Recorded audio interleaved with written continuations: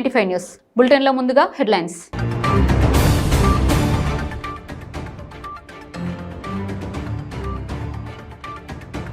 Christmas సంబరాలకు దూరమైన America వాసులు, చలి తుఫాను ప్రభావంతో ఇళ్లకే పరిమితం.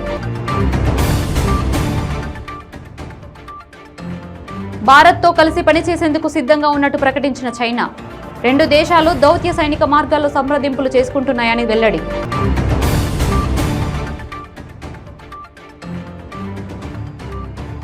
ఢిల్లీలోకి ప్రవేశించిన రాహుల్ భారత్ జోడో యాత్ర. కేంద్రంలో అంబానీ, అదానీ ప్రభుత్వం ఉన్నదని విమర్శ.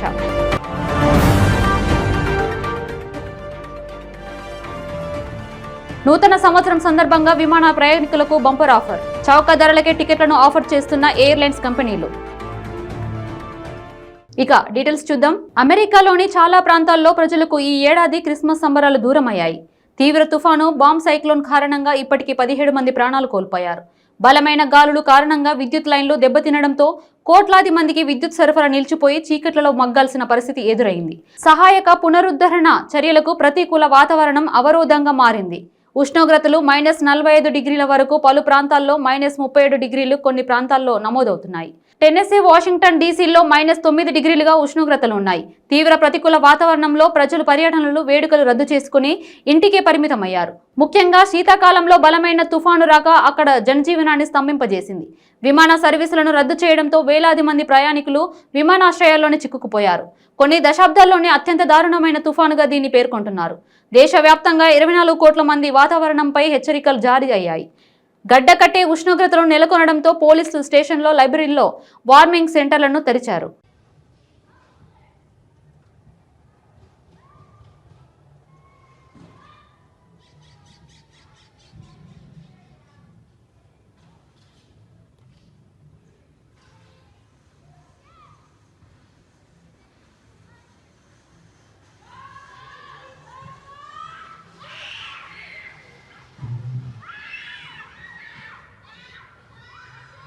కేంద్రంలో ఉన్నది నరేంద్ర మోదీ ప్రభుత్వం కాదని, అంబానీ, అదానీ ప్రభుత్వం అని రాహుల్ గాంధీ అన్నారు. రాహుల్ భారత్ జోడో యాత్ర హర్యానాలోని బదర్పూర్లో సరిహద్దు నుంచి ఢిల్లీలో ప్రవేశించింది. ఎర్రకోట వద్ద ప్రజలను ఉద్దేశించి మాట్లాడిన రాహుల్ గాంధీ కేంద్ర ప్రభుత్వంపై నిప్పులు చెరిగారు. హిందూ, ముస్లింల మధ్య విద్వేషాలు నింపేసి దేశం ఎదుర్కొంటున్న నిజమైన సమస్యల నుంచి ప్రజల దృష్టి మరల్చేందుకు ప్రయత్నిస్తున్నారని ఆరోపించారు.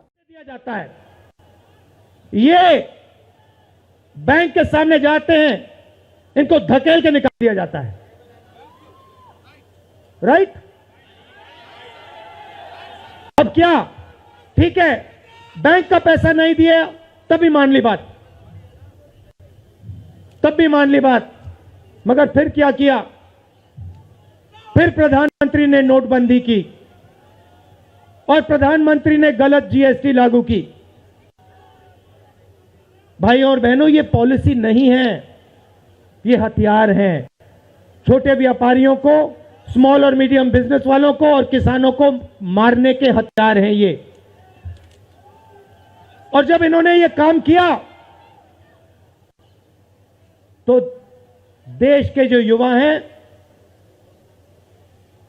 उनको रोजगार नहीं मिल सकता, सवाल नहीं उठता, क्योंकि जो रोजगार देने वाले हैं उनकी रीढ़ की हड्डी आपने तोड़ दी. किसके लिए तोड़ी? किसके लिए तोड़ी? इनके जो मालिक हैं उनके लिए तोड़ी. गेम को समझो. अब देखिए, अब आगे चलते हैं. युवाओं की बात की, स्मॉल और मीडियम बिजनेस वालों की बात की, दुकानदारों की बात की. अब सड़कों पे मुझे हजारों किसान मिले हैं. एक सेकंड में पहचान लेता हूं, जैसे ही हाथ मिलाता हूं समझ आ जाता है ये मजदूर है या ये किसान है. हाथ से पता लग जाता है, छिले हुए हाथ होते हैं. अच्छा, एक और सवाल है जो मैं सोच रहा हूं.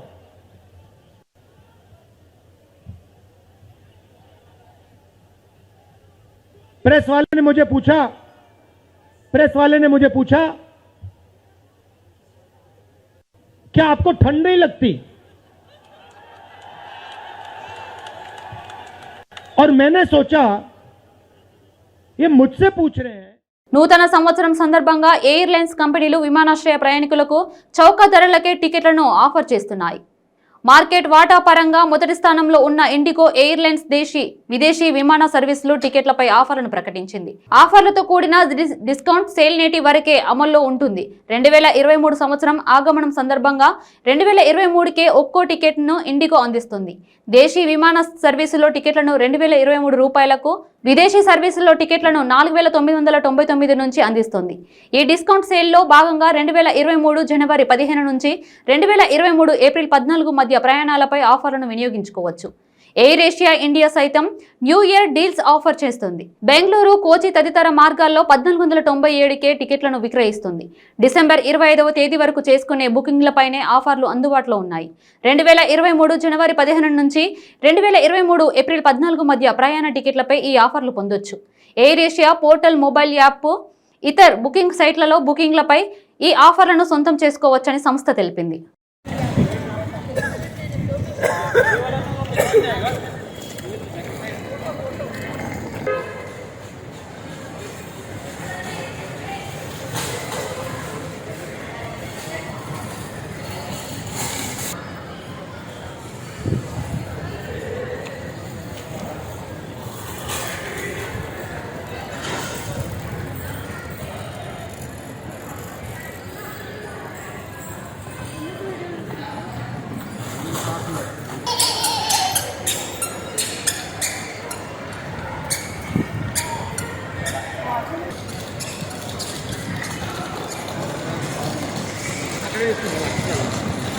భావనపాడు పోర్టు నిర్వాసితుల త్యాగం మరువలేనిదని రాష్ట్ర రెవెన్యూ శాఖ మంత్రి ధర్మాన ప్రసాదరావు అన్నారు. శ్రీకాకుళం జిల్లా సంతబొమ్మాలి మండలం మూలాపేట గ్రామంలో జరిగిన భావనపాడు పోర్టు నిర్వాసితులకు పరిహారం పంపిణీ కార్యక్రమంలో మంత్రి పాల్గొన్నారు. ఈ సందర్భంగా ధర్మాన మాట్లాడుతూ చాలా ప్రాంతాల్లో అభివృద్ధికి సంబంధించి భూసేకరణ అనేది పెద్ద సమస్యగా మారిందని, ఇలాంటి సందర్భంలో ఈ ప్రాంత వాసులు ఓ బృహత్తర ప్రాజెక్టుకు భూమి ఇవ్వడం అభినందనీయమని అన్నారు. పోర్టు నిర్మాణానికి మొదటి విడత భూములు ఇచ్చిన రైతులకు కృతజ్ఞతలు తెలిపారు.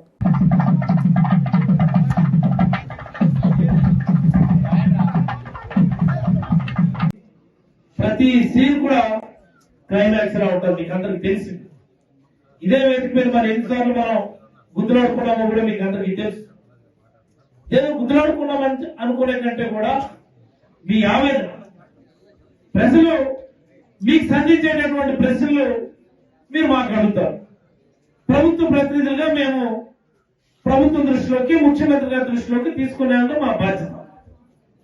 12.5 లక్షలు పరిహారం ఇవ్వాల్సినటువంటి పరిస్థితుల నుంచి ఈ రోజు ఈ మూలపేట పోర్టుకు సంబంధించి 25 లక్షల రూపాయలు మనం పరిహారం కింద ఇవ్వగలుగుతా ఉన్నామని ఈ సందర్భంగా మీకు అందరికీ తెలియజేస్తా ఉన్నాం.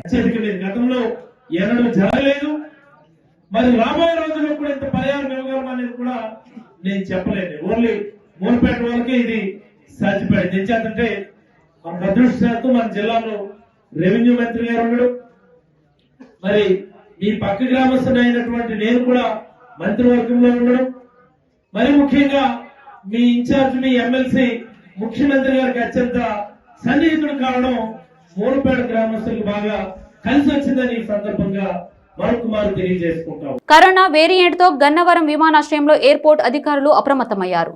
షార్జా నుంచి 140 మంది ప్రయాణికులతో ఎయిర్ ఇండియా విమానం గన్నవరం ఎయిర్పోర్టుకు చేరుకున్నది. షార్జా నుంచి వచ్చిన ప్రయాణికులకు గన్నవరం అంతర్జాతీయ విమానాశ్రయంలో కోవిడ్ పరీక్షలు నిర్వహించారు. కేంద్ర రాష్ట్ర ప్రభుత్వాల ఆదేశాలతో గన్నవరం విమానాశ్రయంలో అధికారులు కోవిడ్ ప్రత్యేక ఏర్పాట్లు చేశారు. ఇంటర్నేషనల్ ప్రయాణికులకు కరోనా టెస్టులు నిర్వహించేందుకు ప్రత్యేక శిబిరం ప్రారంభించారు.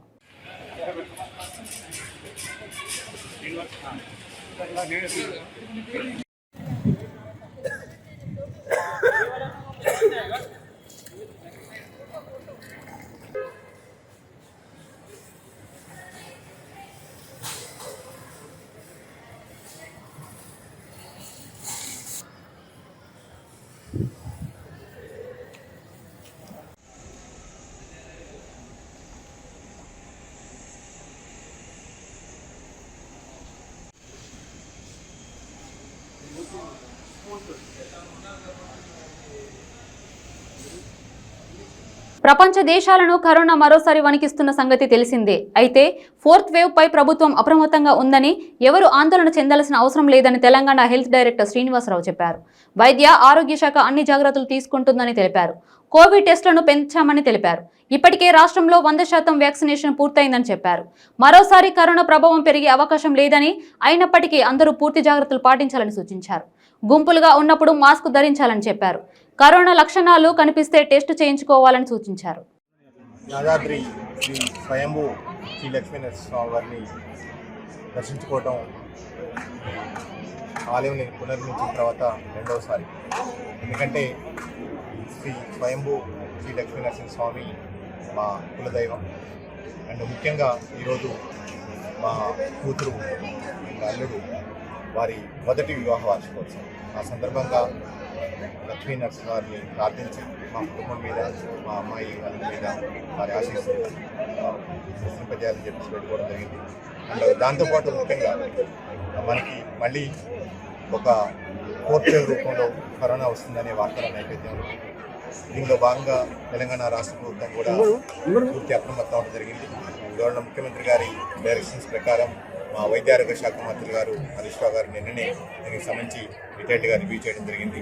సో తెలంగాణ రాష్ట్ర ప్రభుత్వం దీనికి సంబంధించి అన్ని రకాల జాగ్రత్తలు తీసుకున్నప్పటికీ ఈ మన తెలంగాణ దైవం యాదాద్రి శ్రీ స్వయంభూ లక్ష్మీనరసింహ వారి ఆశీస్సులు మన తెలంగాణ రాష్ట్ర ప్రజలందరి మీద ఉండాలని చెప్పేసి, అలాగనే ఏదైతే ఈ కరోనా 4th వేవ్ వస్తుందనుకుంటున్నామో దాని నుంచి అది రాకుండా అక్కడ వచ్చినా సరే ప్రభుత్వం ఏదైతే చర్యలు తీసుకుంటుంది, మా వైద్య ఆరోగ్య శాఖ ఎలా అయితే అన్ని రకాలుగా ఏర్పాటు చేస్తుంది, అలాగనే మా వైద్య ఆరోగ్య శాఖ సిబ్బంది ఆశా కార్యకర్తల నుంచి పై వరకు కూడా అందరం కూడా మళ్ళీ ప్రజలకు అవసరమైతే ఆ సేవలో పునరుద్ధరించాలని, దానికి సంబంధించిన శక్తి సామర్థ్యాలు ఈరోజు శ్రీ లక్ష్మీ నరసింహస్వామి మాకు ప్రసాదించాలని చెప్పేసి వేడుకోవడం కోసం ఈరోజు రావడం జరిగింది. పూర్తి వివరణ ఇవ్వడం జరిగింది. అండ్ ప్రస్తుతం ఉన్న పరిస్థితుల్లో అది అసందర్భము, అప్రస్తుతం. ఓకే, ఎందుకంటే నేను క్లియర్గా దాంట్లో పూర్తిగా చెప్పడం, ప్రభుత్వం ఏదైతే చర్యలు చేపట్టిందో గవర్నర్ ముఖ్యమంత్రి కేసీఆర్ గారి నేతృత్వంలో మొత్తం గత 3 సంవత్సరాల నుంచి కూడా తెలంగాణ రాష్ట్ర ప్రభుత్వం పూర్తిగా కూడా కరోనా మీద పోరాటం చేస్తూ ఉంది. అలాగనే ప్రజలను కూడా ఎప్పటికప్పుడు అప్రమత్తం చేస్తూ ఉంది. అండ్ మేము ఏదైతే చర్యలు చేపట్టాలో దాంతోపాటు మనకి మన హిందూ ధర్మం కానివ్వండి, లేదా ఇతర ధర్మాలు కానివ్వండి, అన్నీ కూడా మొత్తం సర్వ మానవాళ్ళంతా కూడా ఎప్పుడు సురక్షంగా, సంతోషంగా, ఎలాంటి వ్యాధులు లేకుండా ఉండాలని చెప్పి మనం సర్వేజన సుఖభవంతో అని చెప్పేసి మనం ఎప్పుడు కోరుకుంటుంటాం. దానిలో భాగంగా మనకి ఏదైనా జబ్బు వచ్చినప్పుడు, కొత్త వైరస్ వచ్చినప్పుడు ఆ దేవుడి దయ వల్ల ఎన్ని ప్రయత్నాలు చేసినప్పటికీ, ఎంత చేసినా చివరికి వచ్చేసి ఆ దేవుడి దయ వల్ల మనం బయటపడ్డామని చెప్పేసి అనుకోవడం అది మన మానవ ధర్మం. దానిలో భాగంగా జరిగింది తప్పితే అది మనం ఇక్కడ మాట్లాడుకోవడం మంచిది కాదు. అండ్ ముఖ్యంగా ఈ సందర్భంగా 4th వేవ్ ఏదైతే వస్తుందని చెప్పి అనుకుంటున్నామో దానికి సంబంధించి ప్రజలకి కొన్ని ముఖ్యమైన సూచనలు ఈ భగవంతుని సన్నిధిలోంచి చేయాలని చెప్పి అనుకుంటున్నాను. ముఖ్యంగా దీనికి సంబంధించి ప్రజలు ఎలాంటి ఆందోళనకి గురి కావాల్సిన అవసరం లేదు. ఎందుకంటే ప్రభుత్వం పూర్తిగా పర్యావరణ పరిరక్షణ మనందరి బాధ్యత అని DRM అనూప్ సత్పతి అన్నారు.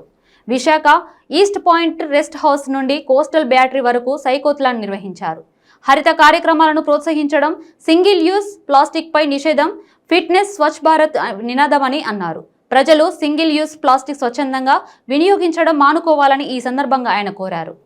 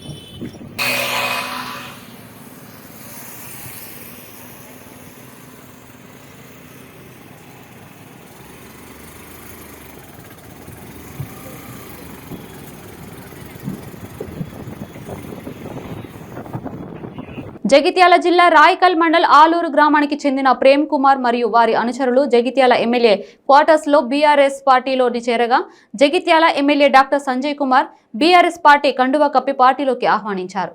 ఈ సందర్భంగా ఎమ్మెల్యే మాట్లాడుతూ తెలంగాణ రాష్ట్రంలో ప్రతి గ్రామం పచ్చదనంతో పరిశుభ్రతతో పట్టణాలకు ధీటుగా అభివృద్ధి చెందుతుందన్నారు. కాంగ్రెస్ పార్టీ అధికారంలోకి వస్తే 2500 పెన్షన్ ఇస్తామని జీవన్ రెడ్డి అనడం హాస్యాస్పదంగా ఉందన్నారు.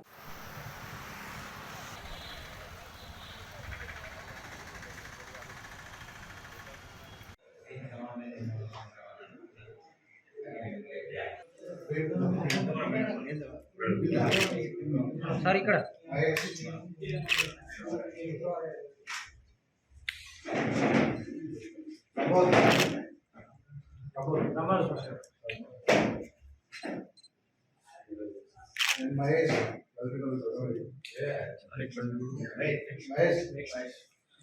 నెక్స్ట్ 1 by 1 వెళ్ళండి, ఒకరి తర్వాత ఒకరు వెళ్ళండి.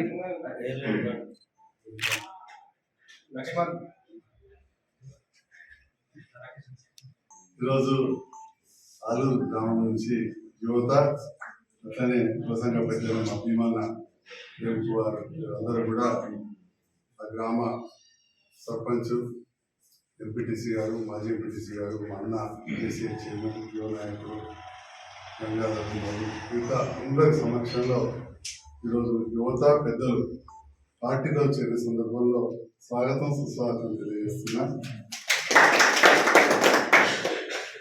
యువత కావచ్చు, మహిళలు కావచ్చు, రైతన్నలు, పెద్దలు, ఉద్యోగ ఉపాధ్యాయులు అందరూ కూడా గుర్తిస్తున్నారు. గౌరవ ముఖ్యమంత్రి కేసీఆర్ గారి నేతృత్వంలో తెలంగాణ రాష్ట్రం భారతదేశంలోనే ముందంజలో ఉన్నది. ఇది మనం సగర్వంగా చెప్పుకోవచ్చు. ఎవరికి చూసినా ఈ కళ్ళకు కట్టినట్టు కనబడదు. ఇలా మేము ధైర్యంగా చెప్పగలుగుతాం. ఒకనాడు ఇలా మన ఆలూరు గ్రామ రైతులు యువత వచ్చింది. వాళ్ళకి తెలుసు ఒకప్పుడు ఎన్ని వాటలు పడుతుండే, ఇవాళ ఎన్ని వాటలు పడుతున్న విషయాన్ని వాళ్ళు చూస్తారు. ఒకనాడు ఒక చెట్టు పెట్టిన వాళ్ళు లేరు, ఉపాధి హామీలో చెట్లు పెట్టడం మీరు చూసింది. వీళ్ళ అక్క చెల్లెళ్ళు, అమ్మలు, బీడీ కార్మికులు ఉంటారు. ఏనాడైనా ₹1 పెన్షన్ తీసుకున్న ఆడబిడ్డ ఉన్నారు. ఇవాళకి భారతదేశంలో ఎక్కడ ఉండదు. అట్లనే మా భీమా నచ్చాడు, పింఛన్ వస్తుందా అంటే వస్తున్నది నాకని చెప్పిండు 2016. మరి ఈ రోజుకు కాంగ్రెస్ కావచ్చు, బీజేపీ కావచ్చు, వాళ్ళు ఉన్న రాష్ట్రాలలో మా భీమన్నటువంటి పెద్ద మనుషులకు 2000 పింఛన్ ఇక్కడ అందిస్తున్నారు. కానీ నాకు నవ్వొచ్చింది. ఆ పొద్దుగాలనే పేపర్ చూస్తే రాత్రి టీవీ కూడా చూస్తున్నాను. పెద్దలు జీవన్ రెడ్డి గారు కాంగ్రెస్ అధికారంలోకి వస్తే 2500 పింఛన్ చేస్తామని చెప్పారు.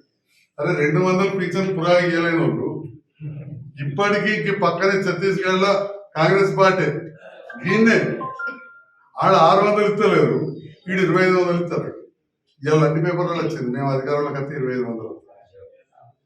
ఈ రకంగా మభ్యపెట్టి వీళ్ళు అటు భారతీయ జనతా పార్టీ తెలంగాణలో బాగా వేయాలి పచ్చి అబద్ధాలు ఆడుకుంటూ ఇవాళ చాలా రకాలుగా ఇబ్బంది పెడతాం. ఇక్కడ మా రాజరెడ్డి అన్న వీళ్ళంతా కూడా కొంత సీనియర్ నాయకులు, యువకులైనా అని గతంలో ఎంపీటీసీగా పనిచేసాడు మా రాజన్న. అప్పుడు ఉపాధి హామీ ఉండేది. కాంగ్రెస్ సర్కార్లో ఉపాధి హామీ ఉండేది.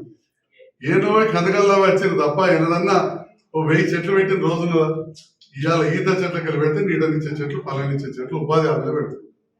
ఉపాధి హామీలో మనం వైకుంఠధామలు డంపింగ్ యార్డ్ చేసుకున్నాం. మరి ఇవన్నీ కూడా పైసలు ఎక్కడికి వచ్చినాయి? వార్తలు ముగించే ముందు బులెటిన్ లో హెడ్లైన్స్ మరోసారి.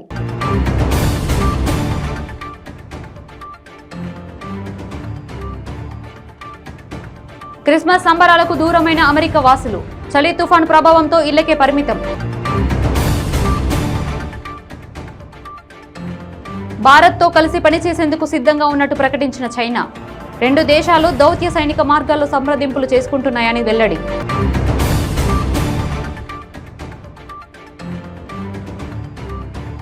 ఢిల్లీలోకి ప్రవేశించిన రాహుల్ భారత్ జోడో యాత్ర. కేంద్రంలో అంబానీ, అదానీ ప్రభుత్వం ఉన్నదని విమర్శ.